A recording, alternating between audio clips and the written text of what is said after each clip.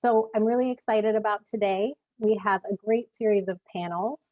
So this morning we'll have a panel to start with representatives from the Healthcare Authority and Accountable Communities of Health representatives to talk about Healthcare Authority's health equity journey. We'll also have a panel focused on the social determinants of health, and we'll round out the day with a discussion highlighting tribal partnerships. So before we get started with today's content, I'd just like to do a little bit of reminder about Zoom housekeeping. So the audience, so that's you, is muted and your video cameras are turned off. When there are panelists and slides, they'll turn on their cameras and the slides will be presented to you. You'll be able to see them when they're shown. So there's two buttons at the bottom. There's the Q&A function and there's the chat function. And we really want to use these for individual purposes. So I'll talk about that now. So if you have technology issues, please put those in the chat. So there's only the option to chat the panelists, not the entire audience. We've got tech support folks who are there to receive your chats and get back to you individually, also via the chat. So please use the chat just for those types of technology issues. If you have a question for the speakers, and yesterday we got great comments this way too, so it's okay to do comments, please use the Q&A function for those. And we'll try to get to as many questions as possible, even though yesterday there were just so many great questions and we apologize we weren't able to get to everything. But please put in your questions and comments via the chat. Sorry, via the Q&A box. See, I'm doing it now. And both of those are at the bottom of your screen. As a reminder, and we did get a lot of questions on this yesterday, so I want to make it really clear, all of these sessions are being recorded and all of the materials, slides, etc., will be available with the recordings on the Washington ACH website after tomorrow's content. So by tomorrow afternoon, all of it will be available for you to have. And that website, again, is www.washingtonach.org. And now I'm excited to hand it over to Kennedy Swallow. She's the Deputy Director of Communications at the Healthcare Authority to get us started. Kennedy, please go ahead.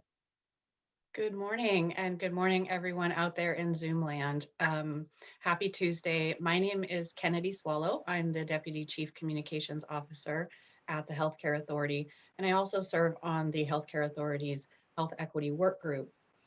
So I have the pleasure of facilitating this morning's panel. We're going to hear from Mia Nafziger and Lena Nashand at HCA to talk about HCA's journey toward a comprehensive health equity strategy, where the agency has been, where we're going, where we'd like to go, where we'd like to be. We'll also hear from Celeste Schoenthaler of Olympic Community of Health and Susan McLaughlin of Healthier Here about the lessons that their organizations have learned on their own equity journey and how that might be applicable to HCA. So finally, we'll have a discussion about the opportunities for partnership between HCA, ACHs, and the community to address and promote equity. We've put everyone's bios in the chat so you can learn a little bit about our speakers, and that'll give us some more time to get started. I also am serving as timekeeper today, so I will chime in when we may need to hurry things up a little bit. Hopefully we have time to hear from everyone and have some really great discussion. So with that, I will turn it over to Mia and Lena to present about HCA's equity journey.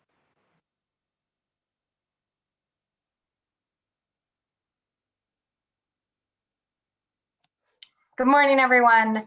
My name is Lena Nashand. I am the Tribal Liaison for Medicaid Transformation at the Healthcare Authority. And I'm kicking us off this morning to talk a little bit about where HCA is at in terms of creating a comprehensive health equity strategy. And what I would say is that we are at the beginning. HCA, I would say, doesn't have a broad, overarching sort of how is everybody at HCA working together to move towards greater health equity? We know that we need one, and we know that it's an important topic, but we haven't gotten to the place where we have a comprehensive strategy that gets into all of our operations, our programs, our different initiatives, and really ties all of those things together to promote health equity and further health equity in Washington State. So next slide.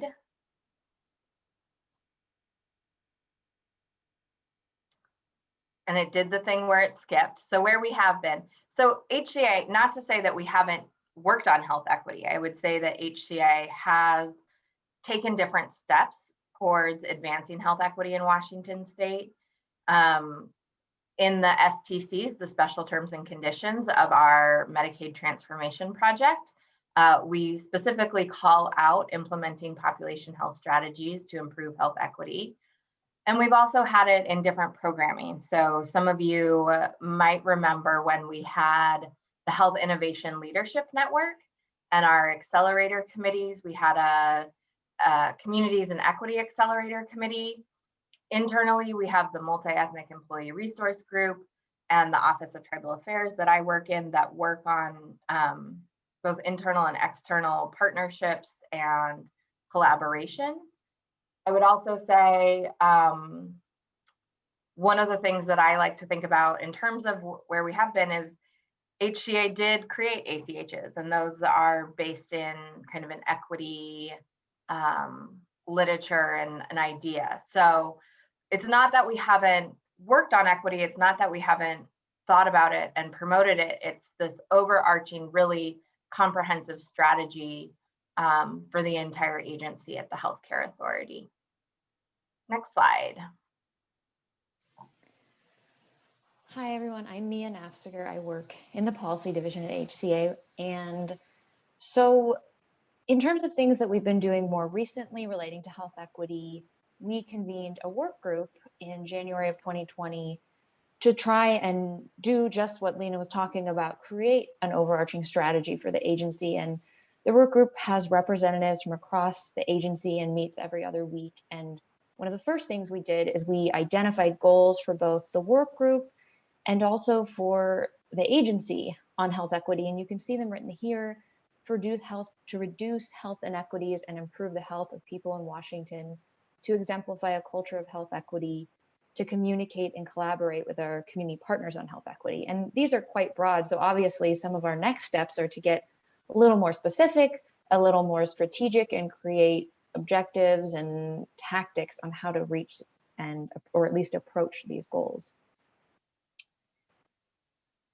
And Lena led an equity survey that I think she can talk a little bit about from earlier this year.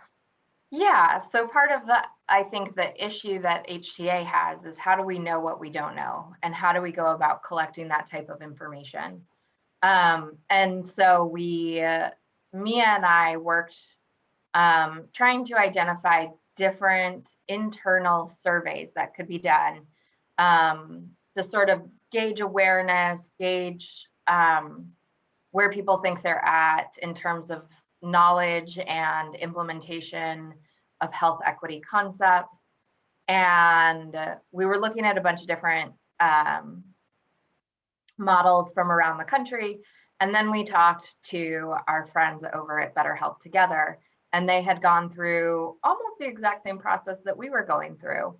And as good partners should, we leverage the opportunity to use their work. And so that was a really great partnership. And we did a comprehensive survey, and 50% of HCA staff took the survey, which is about 668 people. And we learned a little bit about what we don't know. And we kind of learned a little bit about what we need to do both internally and externally to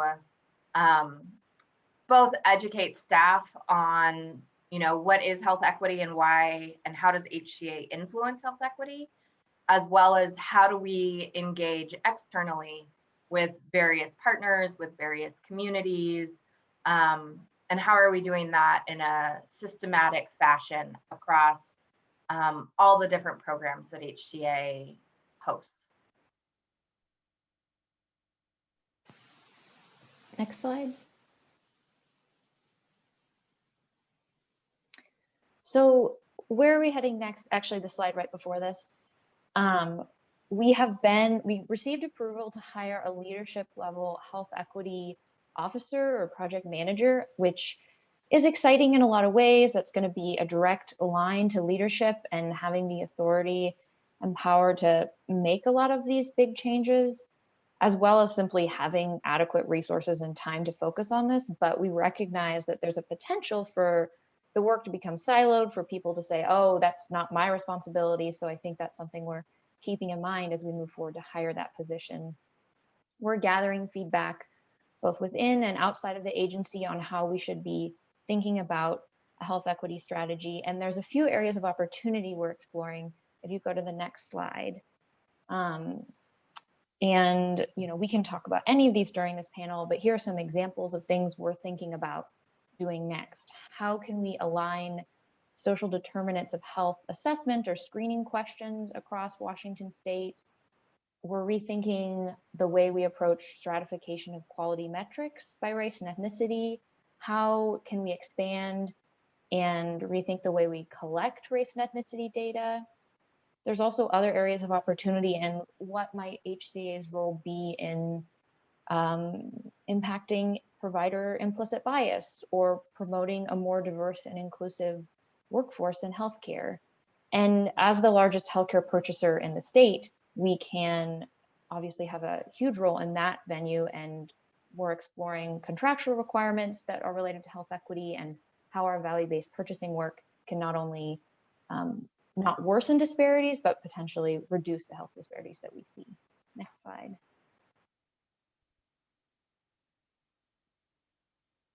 And I think importantly, we're also focusing on not just what HCA is going to do, but how we're going to do it. So I think we know that we need to kind of undertake this journey, and recognizing that we're where we are in the journey, which is kind of close to the beginning, but we do want to partner externally. We do want to understand different people's impressions and how our work influences their lives. We want HCA, we want to look into how we hold HCA accountable, and we want to do this deliberately. And so we're really looking at how do we do this work, knowing that we need to move forward, but also knowing that we're going to have blind spots, and we're going to, I think yesterday I heard it, I think Liz Baxter from the North Sound ACH said, how do we fail forward? How do we make mistakes, which we will, but learn from them and grow from them? And so we're interested in how we work with ACHs across communities and across the state to partner with us on equity. We recognize we're a large state agency, and that was something that came through in the health equity survey. Is state government designed to have community participation? And it should be, but is it? And how do we go about doing that when so many of our employees, the majority really, are centered in Olympia and centered in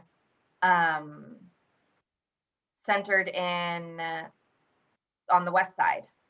And so how do we make sure that we are taking into account the broad spectrum of all that makes Washington great? So that is our presentation on where HCA is regarding health equity and our journey. So I think that's where I hand it back to Kennedy. Thank you both so much. So now I'd like to turn it over to Celeste to share some lessons from Olympic's equity journey that might be relevant for HCA. Hi, good morning. I'm Celeste Schoenthaler, the Executive Director of Olympic Community of Health out on the northwest corner of the state. I just first want to say that I'm really appreciative and I'm humbled to be a part of this panel and just this 3-day event that's focusing on equity. As a white cisgendered woman, I do not claim to be an expert on this topic. I am still on my own personal journey of learning and recognizing my power and privilege in this work. And with that, I'm happy to share some of what our organization has learned and where we are in hopes that we can build this statewide movement towards equity. So we began our intentional equity journey, sort of similar to what Lena was just saying, probably early in 2019. Internal discussions among staff centered around some really big picture questions that we needed to answer before we could get going on this. Things like, are we looking at health equity or equity more broadly? Do we start by working to increase our knowledge as a staff team first? Do we start very broadly with partners, with our board? We also really needed to get clear on what our intentions were in going down this path.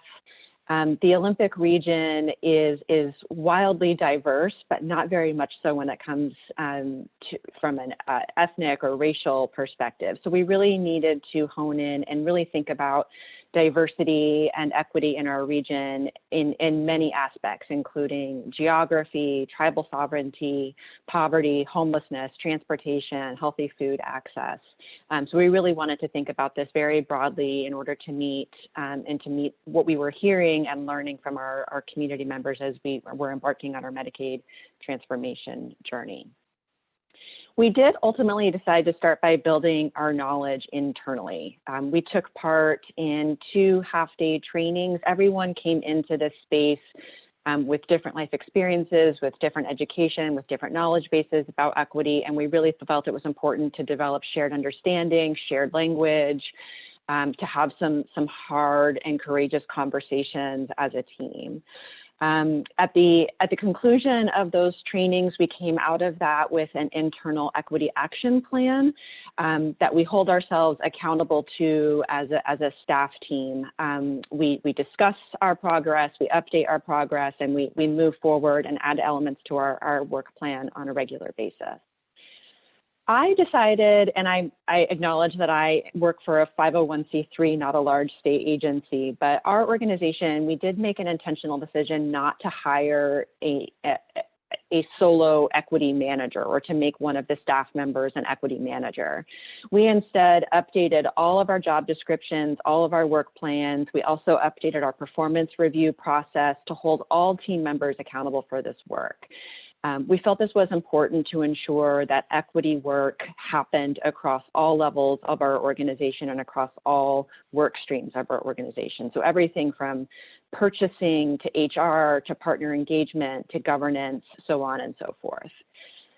Then once we sort of felt like we were comfortable and felt like we could converse and express our work, one of our staff members actually created an equity presentation that was recently presented to our board members and interested partners. This provided a staff member with the opportunity to grow her leadership skills, to ensure that this presentation resonated and resounded with the work of our region as compared with other types of communities. This included, again, creating shared language, shared understanding, and a shared space for discussion among board members, community partners, and staff. As a part of this presentation, we took stock of how our region is doing and where we can improve in the areas of equity. We've also been more intentional in our organization about messaging around equity. We've included statements, shared articles, et cetera, in different partner communications. It hasn't been fully received positively. We have received a little bit of pushback from different sectors and areas within our communities. And that's also given us an opportunity as a staff team to sit down, to review the feedback together, to come up with solutions, to come up with how we want to respond as a team. And I think this really takes creative and courageous leadership. And I mean this beyond myself as the executive director, but I see this as a role for all of my staff at Olympic Community of Health, that we're all embarking this in a really courageous and vulnerable way. Vulnerability is something that we talk a lot about when we talk about equity at Olympic Community of Health.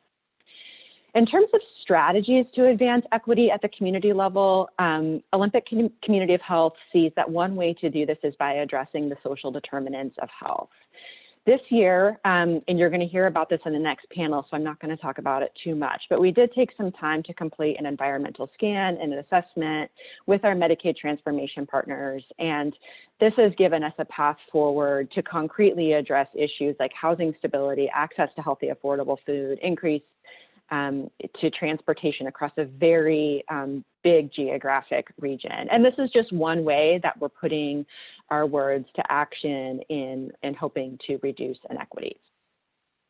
I would say that equity work is now deeply embedded in all that we do, and we also don't consider this work to be done. It's a journey. We're on this path together. We're continually learning and growing together.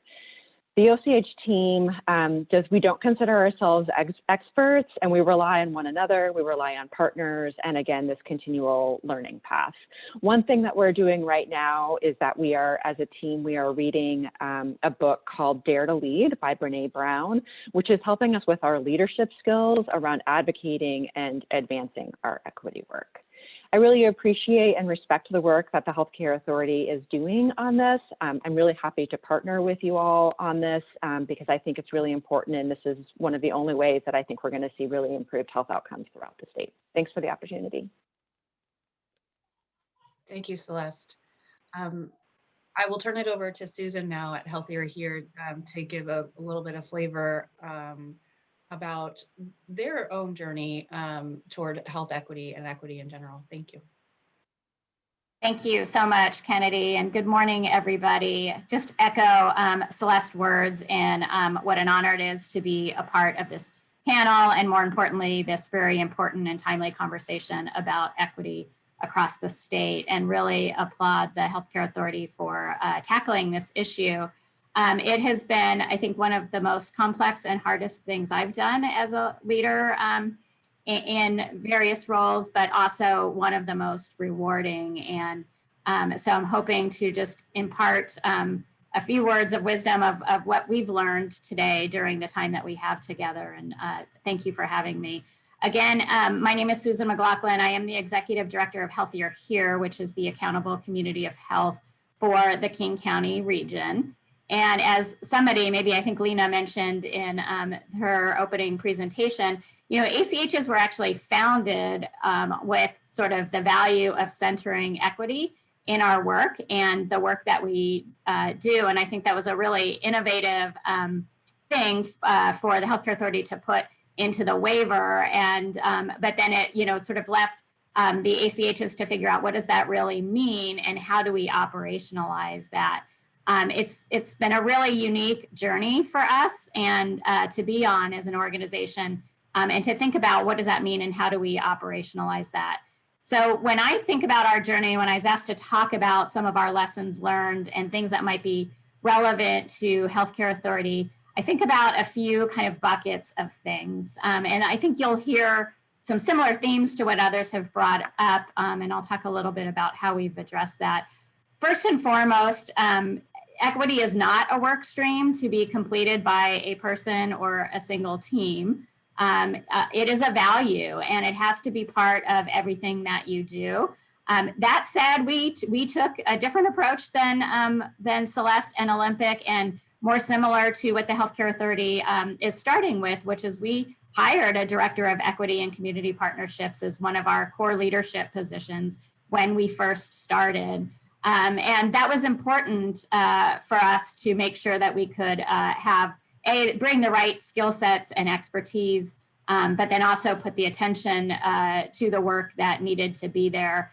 We've since built a team of folks that work on equity from a variety of lenses, including our community partnerships and our tribal partners as well. And we have experts in both of those areas that help support those partnerships, developing that.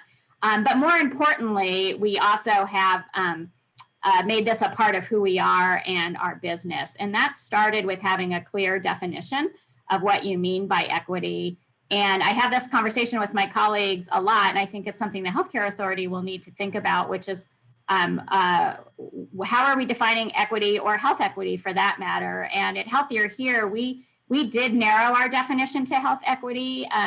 Equity spans so many different things that happen in environment, and racism exists in so many structures and institutions, and there are numerous intersections between those different systems. However, we felt that our greatest sphere of influence would be in the healthcare space, and that's why we opted to have that be our starting focus.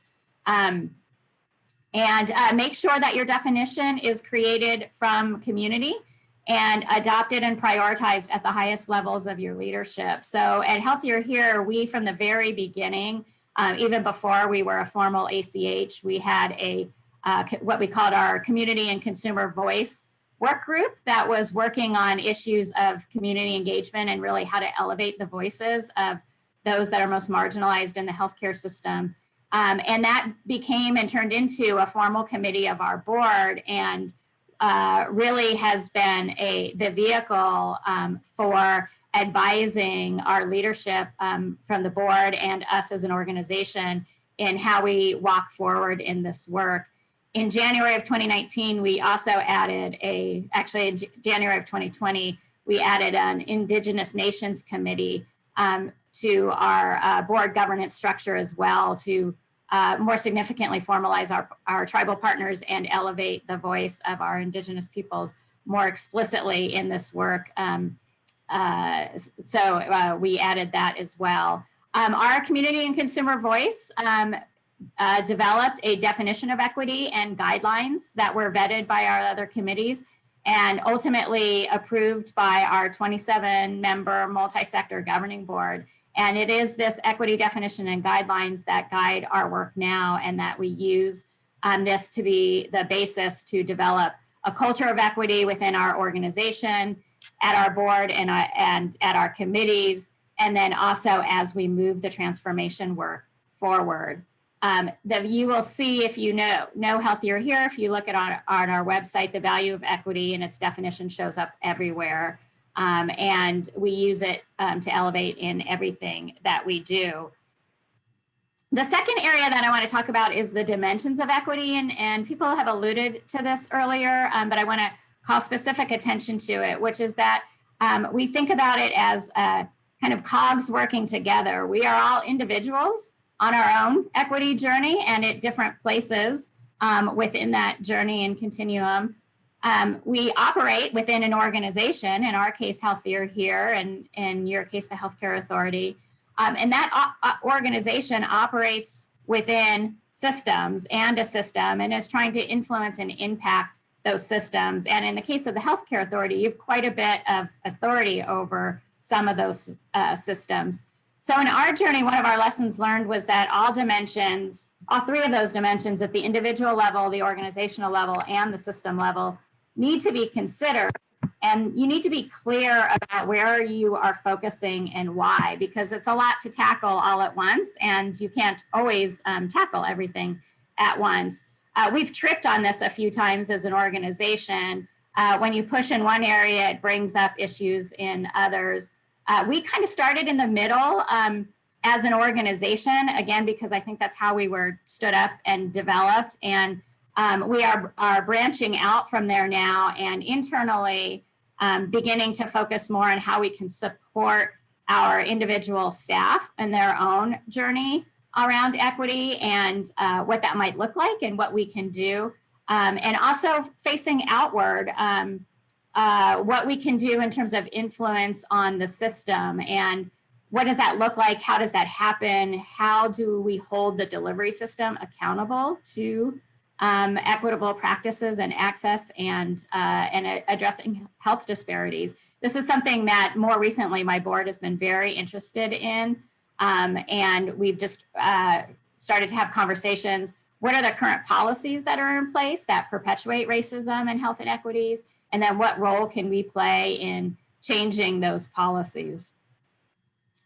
The third area that I wanted to just bring up is that, and this was named earlier, but the issue of equity, it has to be a priority for and owned by every level of leadership within an organization. This is sometimes easier said than done. At Healthier Here, it really started with how we seated our board and share power at the board level, how we selected how many seats, voting seats, different sectors would have on the board. We have, the way our board is structured, about a third of the board is community voices, consumer voices, tribal partners, and community-based organizations.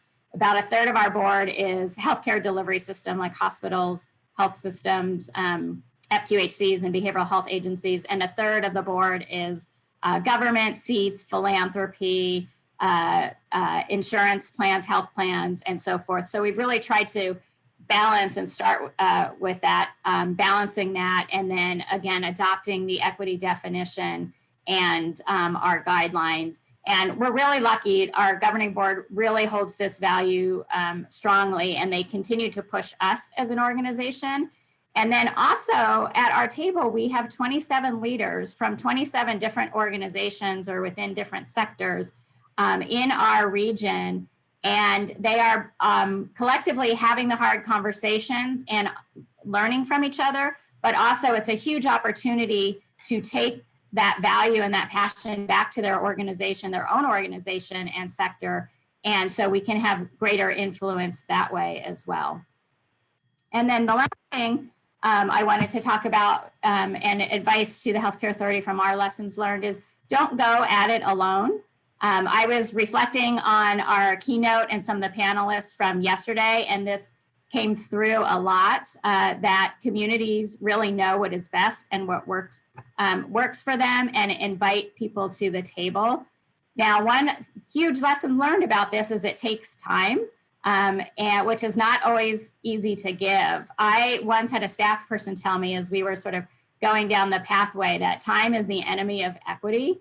And in our context, we were talking about hiring practices and contractors and how sometimes, we need to fill a position, we need a skill, somebody who knows somebody, you get this person that's the right match and you bring them on, and suddenly you don't have equitable access to your organization and to positions within your organization, and you're not creating opportunities for different communities to either be a contractor for you or to reach a diverse pool of people to choose from. And so we have this tension, especially in the transformation work around, we have these insane timelines to get this stuff done, and relationship and trust building and bringing people to the table takes time. I think Pastor Steele and Yusuf Bashir yesterday talked about this on their panel and how hard it is for community-based organizations to be able to respond and participate fully. One of the things that we've been able to do at Healthier Here is actually provide the support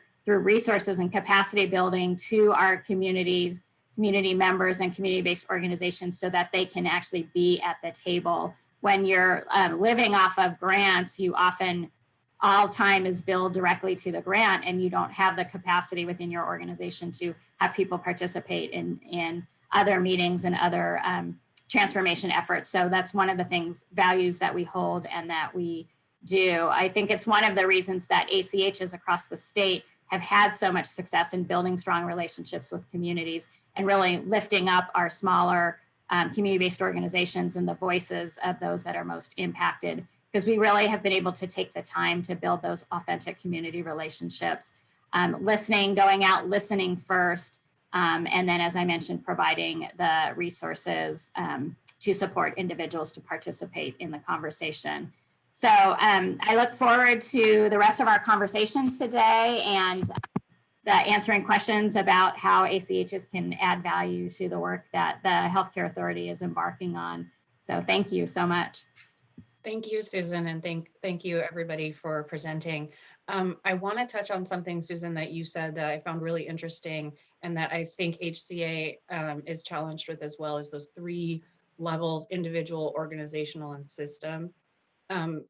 My sense is that from leadership and staff, for the most part, they're understanding the value of health equity and why it's important as a sort of core principle of the work.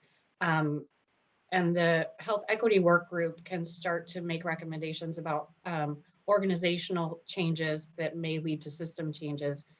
I think part of a big challenge for us as a larger organization as well is the challenge of like, what does that look like as an individual in practice? And so, you know, I get a sense that everyone's really on board with health equity and wants to move in that direction. And then it's so sort of easy to go back and do your day-to-day work without the equity lens. So I'm curious from Susan, Celeste, others, how do we get there with the sort of individual recognizing the role they play in just their everyday work toward equity? Celeste, do you want to take that first or do you want me to? Okay. Yeah, I think it's a really great question, and I can only imagine in an agency as large as the Healthcare Authority, the challenges that that poses. Here at Healthier Here, you know, it starts all the way from how we hire people and the culture that we've set up for the organization. We have even more and more put that at the forefront of all of our job descriptions. We're right now revamping our hiring process, and so that people are walking into the organization knowing that equity is a top priority, and that in order to sort of succeed in our environment, you have to come in with the same strength of value and passion for dismantling racism that we have as an organization. And then we are just starting to figure out what are the best ways to support employees along their journeys. I think making resources available. We've done some trainings, and again, we're small, so I think for an agency like Healthcare Authority, you're going to have to bring it down to levels of teams and within different divisions, and give them some resources, give them a budget, and give them some control and some decision-making authority. And then I think the most important thing that you can do is involve staff in the conversations and listen to their voices and listen to their ideas. We're looking at, even as an organization as small as ours, we are looking into establishing affinity groups, or sometimes they're called race caucuses, to have more explicit conversations. We have done some readings like Celeste was talking about, where we've read particular articles together and then have discussed them. And I think it's a matter of moving it to the top of the priority list and making the time and space within the organization to keep the conversations going and have it be, this is one of the things that we've learned at our board actually, is how do you make it not an agenda item, but actually that it crosses the way we talk about things. And when we get to data later, that's another area where we're keeping it at the forefront. We're trying to become a more data informed organization and really looking at our data in terms of how we distribute our funding. Who are we distributing it to? Is it getting to the people and places that need it the most? Thank you. I think what Susan just offered is really sound. And again, I mean, there is a big difference here in size and scope and influence of our organizations. So I think, what Susan was saying is that this has to become embedded and be part of your everyday work, not an extra thing that people feel like they're having to take on, especially right now when plates are really full. And I think HCA has to figure out a way to address systems at the same time that you're working on increasing this understanding and individual work within your organization. And this is just such a critical time in healthcare and in the health of our communities as a nation, as a state, as individual communities, that you have to do both at the same time. I think that's a big challenge. I think you have the support of other state agencies, you have the support of the ACHs. Let's do this together. I don't think you have to do it by yourself. And I think that's what the ACHs are bringing to you. We are bringing to you those systems challenges that we are hearing every day in our communities. And so you're going to have to find a way to tackle both at the same time.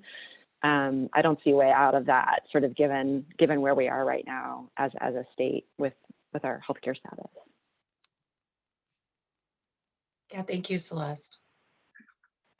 We got a really great question in our chat, and I'll pose it to HCA. As an MCO, we work directly with HCA to deliver contract requirements and provide quality care to our members. Learning about the work being done through ACHs is paramount to collaboration in our work. How do you see the role of the MCOs, and how can we help deliver equitable care to the Washington community, especially for those with the largest disparities in equity, such as homelessness, dual diagnosis, substance use?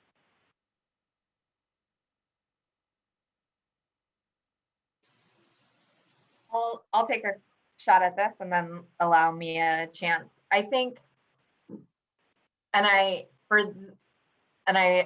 Susan and Celeste, I welcome your dissent or affirmation that I think the conversation right now around the role of MCOs and the relationship with ACHs is a hot topic. I think it's what is each organization's role and how do we define that? I think for us at HCA, how are we working in partnership with MCOs to identify areas of opportunity in managed care contracts? And how are we promoting,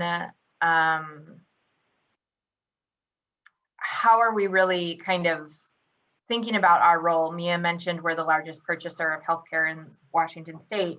And how are we using that to influence the healthcare system? And I liked Celeste and Susan, both of you commented on those different buckets around the individual, the organization, and the systems level. And you are, I think, exactly right that HCA is figuring out, we know that we have an individual kind of need, we have a organizational need, and we have a systems need. And we do have the ability and power to influence systems. So how are we doing that? And how are we doing that in a way that partners with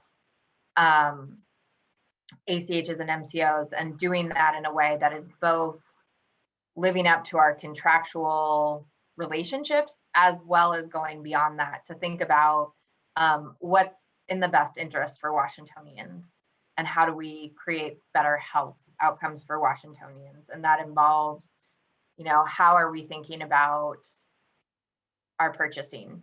So Mia, I'll hand it over to you. Thanks, Lena. I think one of the really important roles that MCOs and HCA have the power to impact is data relating to health inequities and health disparities, in that is where a lot of the information on what health inequities are there, tracking them, seeing over time, but then, the step of, well, what do we do about this? I think is a place where all three with the ACHs especially intersect, because ACHs have the knowledge of the communities and, also the knowledge of which inequities they're most concerned about, which is the best way to try and impact those inequities for different regions, which there's different ways that would be the best way to target it across the state. So that's not the only role of the MCOs, but I think that's one that HCA is thinking about a lot lately, is aligning our data on health inequities with MCOs and working together to track and identify that. Thank you. This is a question. It's for all everyone on the panel, and then I want to dive a little bit into HCA. So, as leaders of your organization, do you feel that staff have the space to challenge you on your own implicit biases? Do you think a culture exists at your organization where there's space for managers and leaders to be challenged on biases and staff can ask for changes to be made? I'll start with Healthier Here and Olympic, but then I'd like to get into a little bit about the HCA staff survey and some of the results that we got from that. Susan, go ahead. Yeah, thank you. And really, I should not be answering this question. My staff should be, but I don't know if they would say the same thing. What I would say is we are trying to create that kind of culture. Absolutely, we are working on that and talking about that in ways that people can feel safe to call folks in or call them out. I think it varies from staff person to staff person and the context that they are in, how comfortable and safe they feel at this moment. But we continue to strive to be that type of an organization. And I think as we are building our own individual muscle and in this and along our own journey, gaining confidence in both receiving that information and also being able to do that. So, it's hard. And there are, in any organization, there are also power dynamics. We talk about that. The one thing that I would say is that we do have gotten a lot of feedback. We engage our staff quite a bit in what we're doing. And for example, the revamping of our hiring practices, staff have been very involved in that and giving input and then debriefing as we go through a hiring practice, what worked, what didn't work, to inform. So that's an example of that. So from that perspective, I think in giving feedback about ways that we can be a more anti-racist organization and things that we can do more intentionally. And I just can only hope, and you'd have to ask my staff, but it's what we strive to create, an environment where people feel comfortable calling in and calling out. Yeah, I agree that I hope so is my answer, my concrete answer to that question. I think, we have tried to set the table in a way that allows for a courageous space around these discussions. We have very intentional conversations, and I was reading the comments, and there's somebody who says, the philosophy is this isn't extra work, but this is our work. And I think we've set our table in that way, where we have team guidelines and team values that we intentionally discuss and check in on as a team. We also do talk about the power differentials among our staff, and I would add our board to that. We're a very small organization compared to the rest of you. So I think it might be, I don't know if it's simpler or more difficult because we're so small and tight knit. So I don't have much else to add to that. Thanks, Celeste and Susan. So I'll just add a little color commentary. What I found really interesting about our staff survey was how it ran the gamut from, yes, we need to be addressing equity at all levels, to this is something that shouldn't even be talked about at work. This is not an appropriate conversation to be having at work around race and ethnicity and disparities and racism. So from, we're a very large agency, so it's not surprising to us that we got that level of sort of, resistance to acceptance or wanting to move forward.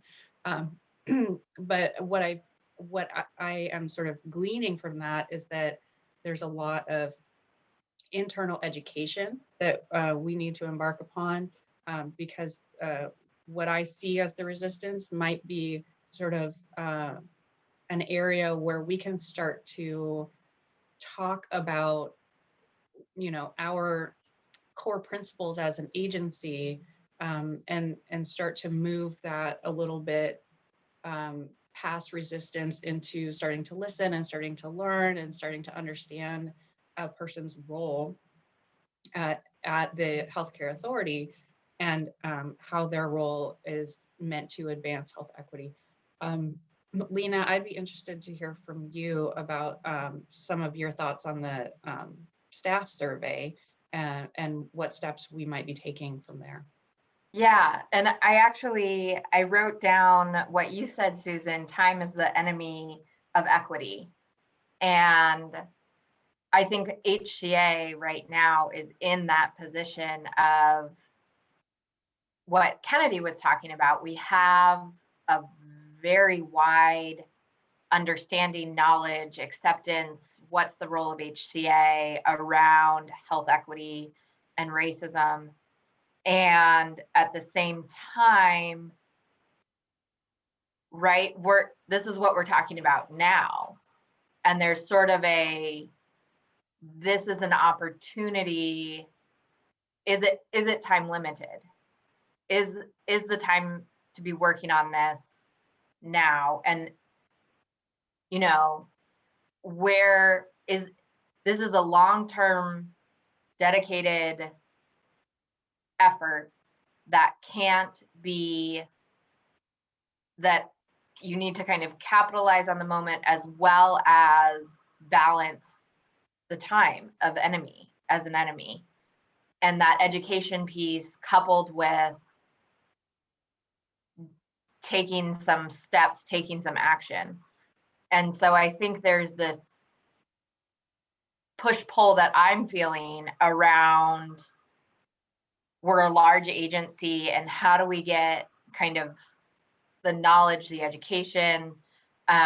Both of you talked about your hiring practices and how you really set the table for people coming into the organization that this is the work that we do. And HCA being so large, being a state agency, how do we balance the ability to do that with the people who responded to the survey who said this isn't the work of HCA? We're not supposed to be doing this. So I think there's a real push-pull there that I constantly am sort of wrestling with around, taking the time to do education and knowledge sharing and work on our internally at the individual level. And then there's this opportunity right now. And, I could be wrong that this isn't kind of a time limited opportunity. But it's definitely, some of the survey responses said, until the next shiny thing comes along, is this what HCA is going to work on? And so how do we balance those things, and how do we work towards greater equity, and when time is the enemy of equity? Can I respond to that, Kennedy? Absolutely. And I think my dog is getting ready to bark. I'm so sorry. Welcome to my living room. I'll mute if he does. I guess I think, so I'm going to take off my ACH executive director hat for a second and reflect back on, I used to work for Public Health Seattle-King County, which is a ginormous organization, part of a bigger county system. I've also worked in the state of Colorado for state agencies. And I think my point is, like, I've seen this done in big bureaucracies. And so I think, while it's lovely and wonderful that you want to work together with ACHs, I hope HCA is also consulting other big bureaucracies that have walked this path and gotten to the other side of it and made equity a part of the day-to-day culture and part of the day-to-day value and part of just, what Susan and I have talked about. So I think don't let our small organizations dissuade you from being able to do this as a big government agency, because I have seen it done. And I think that, the thing that kept coming to mind when you were speaking, Lena, is that courageous leadership that, I think staff people at all levels of the organization are looking to the top of your organization, to the top of your government even, and looking for that leader, but looking for people to model the way, looking for people to lead by example. And so I think people may be cynical on this side of it, and I think that's healthy, and because there probably have been fits and starts of this in the past. Again, just hearkening on my own experience and other big employers. And so I think there needs to be grit, there needs to be tenacity with this, where staff need to see that you're going to stick with this, and it's not just the flavor of the day and it's going to go away. And so, I really encourage, your leadership to also be talking about this, and there's got to be some low-hanging fruit issues and systems that you can be tackling right now, so that staff can see they really are truly committed to this. And so that, I think, will help with their buy-in along the way. Thank you, Celeste. That's great. We've had such a great conversation. We've got a couple minutes left. I apologize we didn't get to all of the questions that have been posed. I would like to ask one more question before we sign off. And this will be for Celeste and Susan. One of the things that we're very interested in as an agency is making sure that we are held accountable to the health equity work that we're doing. So I'd like to ask you, for ACHs, MCOs, and other organizations that might be in the audience, what does it look like to you to keep HCA accountable to our work toward health equity?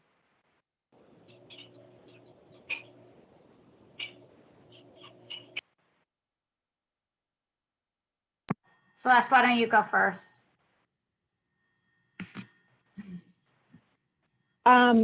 I think first it's you sharing with us what your strategic plan, or whatever document is going to come out of the work you're doing. I think you need to share that widely.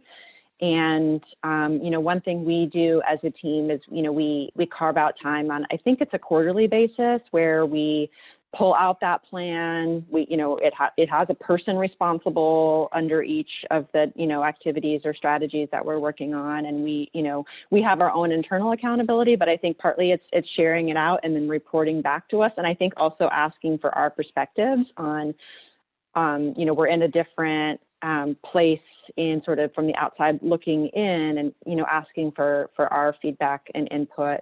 I think it's also engaging with, I'm thinking about John Powell's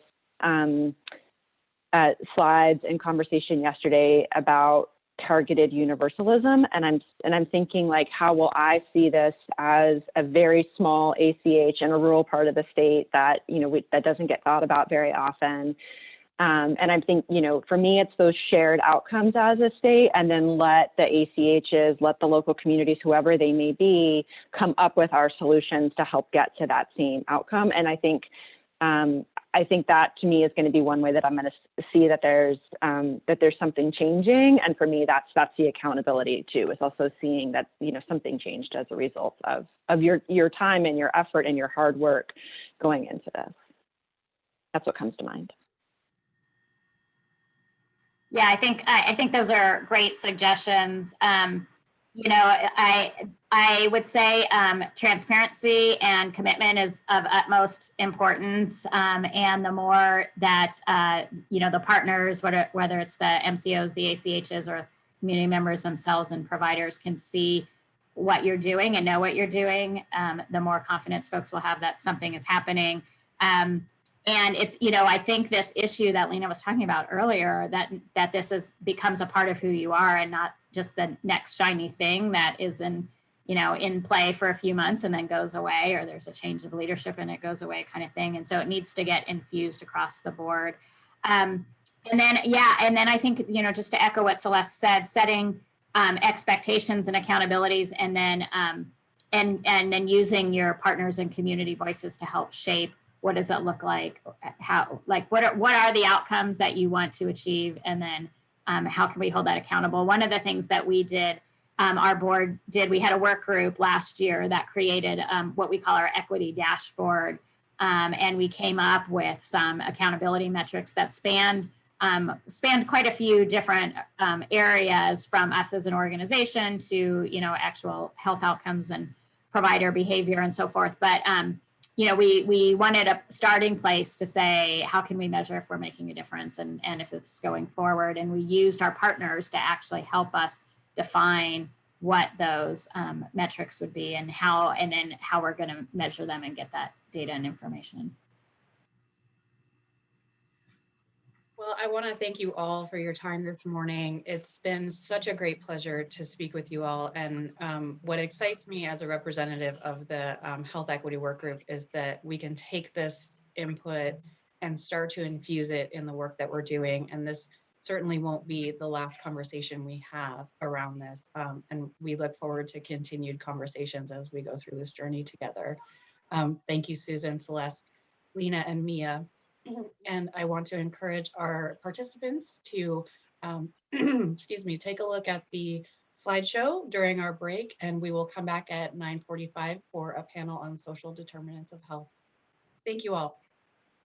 Thank you so much.